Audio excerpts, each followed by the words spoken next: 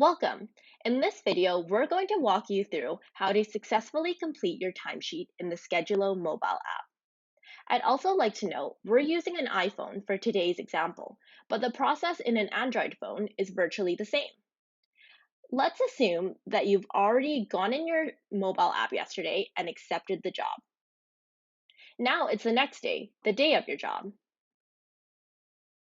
As you begin your day, it's best practice to open your Schedulo app and check your job information before you head out, so you're well aware of what is required for the job. You can access your job details by going to the agenda, which is the default page when you open the app, and tapping on the job card. This will bring you to the job details, and it will show you information such as the date, the start and estimated end time, the type of job, customer contact and account, address of the job site, and any attachments for the job. This specific job does not have any attachments, but if there were, you would be able to see a notification on the attachment symbol located at the upper right corner. On the job detail page, you'll notice there's a job status button and a job status indicator. In different phases of your job, you'll need to update your job status from start travel to start time, and finally to end time when you have completed the job. This is required so the correct timestamps are captured on your timesheet.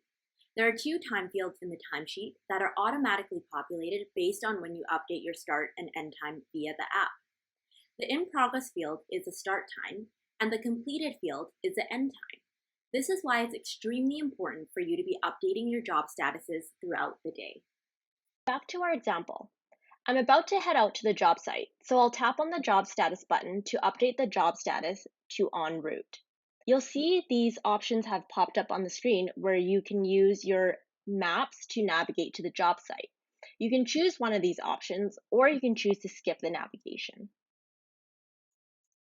Once I've arrived at the job site, completed all my pre-work tasks, and I'm ready to start the job, I will tap on the button to start time. You'll notice that the job status indicator has now updated to in progress, and that a new field has populated to show what time I started the job at. When you're finished your job, tap on the button to end time. Now the job status indicator is updated to complete. This is important because you will not be able to submit your timesheet if the job is not complete. For example, in this job where I haven't completed the job, I'm trying to go to the timesheet, and everything will be grayed out and I can't enter any time in here. Before you open the timesheet, you must refresh the screen so that all the timestamps can be loaded into your timesheet. If you skip this step, your timesheet will come up blank. Use your finger to drag the screen down and let go. The loading symbol will stop turning once it's refreshed. We can scroll down and head to the timesheet. Your name and premiums will be shown on the top section of the timesheet. You don't need to worry about checking off LCT or TCP because the system will automatically pick that up.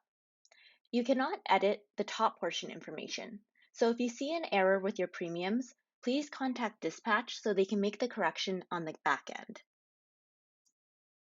As mentioned, the timesheet will have two time fields that are your start time and end time. They are automatically populated based on the actual times that you updated your start and end time status. If the time or date is incorrect, you can edit the fields by tapping on them and selecting the correct time. The timesheet will subtract any lunch breaks that you've entered and show you the duration of actual time worked. When the information is correct, you can enter your travel distance, which is in kilometers. If you don't have any travel distance, then you can enter 0 in this section. The last step is to have the foreman review and sign your timesheet. The foreman will have to review the timesheet from your phone. When he or she is ready to sign, tap on the signature box and you will see two options. In this scenario, let's say the foreman signs directly on your phone.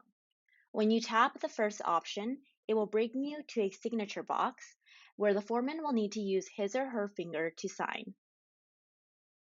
Once the signature is captured, hit save on the bottom right, enter his or her name, and then hit save on the bottom of the timesheet page. Your timesheet has now been submitted.